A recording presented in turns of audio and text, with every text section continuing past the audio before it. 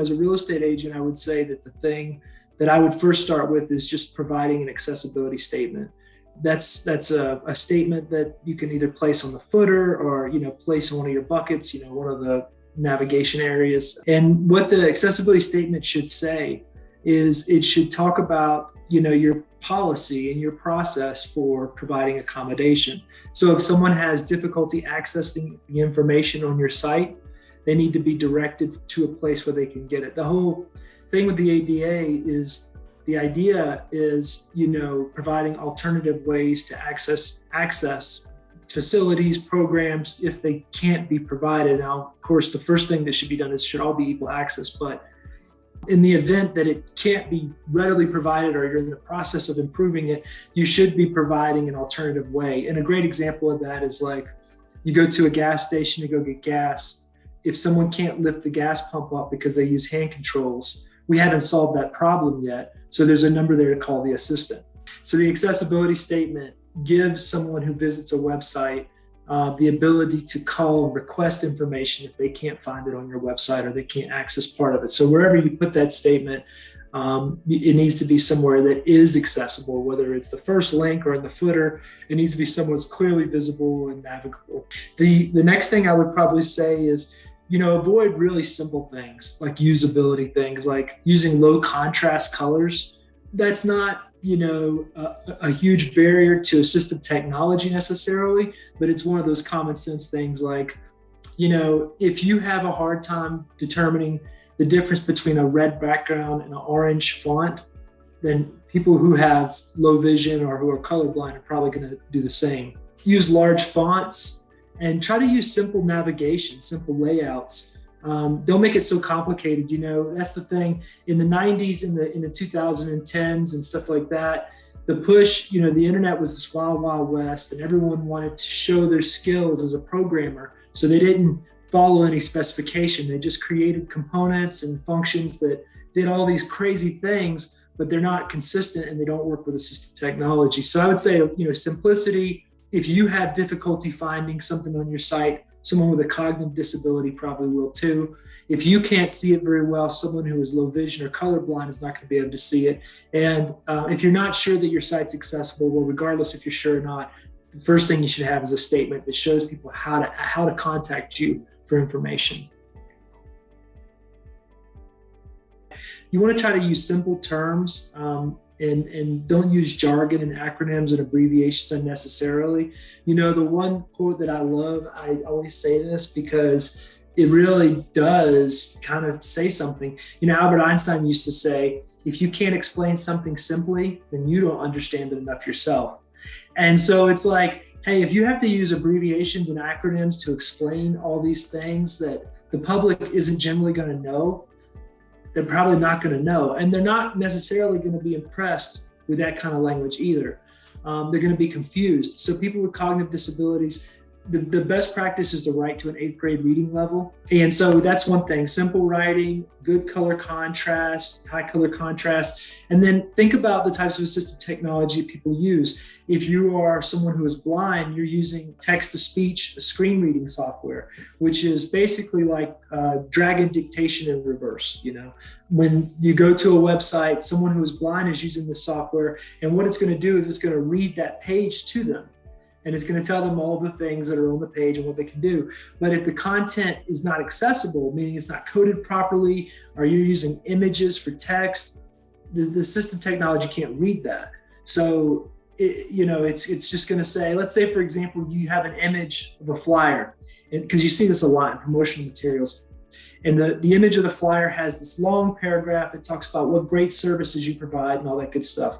Well, to a certain percentage of the population, and it's estimated that 1 billion people in the world have some type of disability, and 61 million Americans have a disability. And even here, just in the Springs, we estimate that it's just under 100,000 people have some type of disability, and of that population, we're talking about 11% who have visual disabilities. If you have like a flyer up that's just like an image of text that talks about what a great agent you are, Unfortunately, for someone who uses assistive technology, all of that great text is just completely invisible. They can't read it because it's an image of text. It's not text that assistive technology can read. It has to be raw text. So you want to avoid images of text, anything using images to convey information. You want to use them sparingly and focus more on good content inside the content components.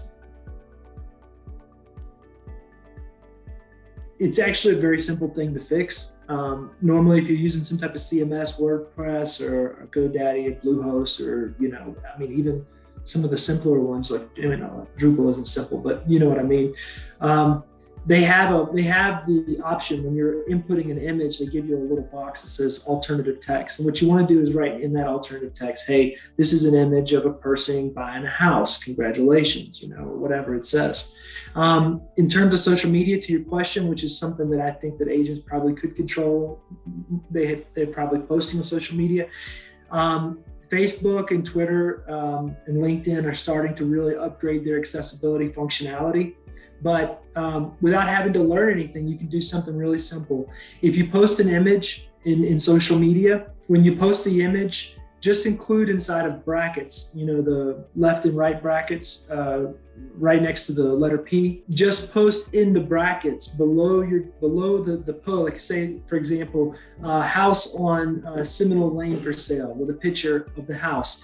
Put in the brackets, left bracket and then write image alt.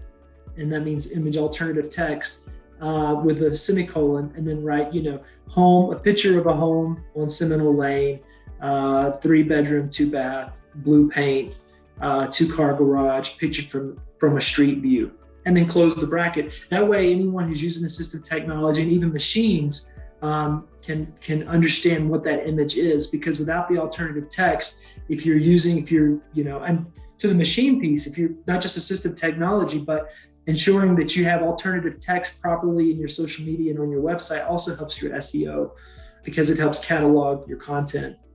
So just include in the post, an image alternative text description. Here's what this image is. You can put it below the normal text.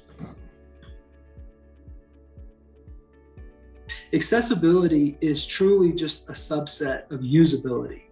And so when you think about usability, you think about what, customer experience, customer service. And so when it's a mindset more than a moral or legal obligation. Of course, you should do it because it's the right thing. And of course, depending on, how your corporation is constructed, there could be some liability there.